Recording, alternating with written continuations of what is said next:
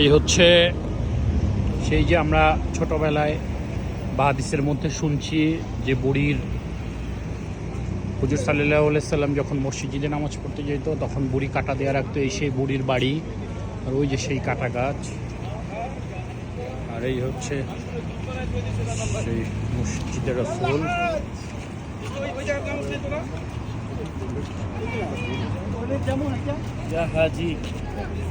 আমরা যেন ঢুকছে না, যাস নাই আঙ্গুরের বাগানে?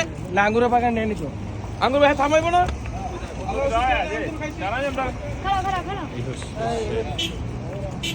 মসজিদে রাসূল, আল্লাহ রাসূল সাল্লাল্লাহু আলাইহি ওয়াসাল্লাম নিজেই মসজিদ বানাইছেন।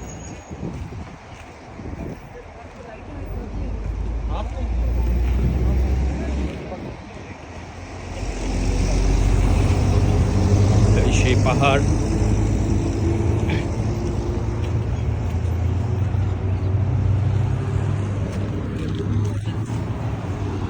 এই সেই কাটা গাছ।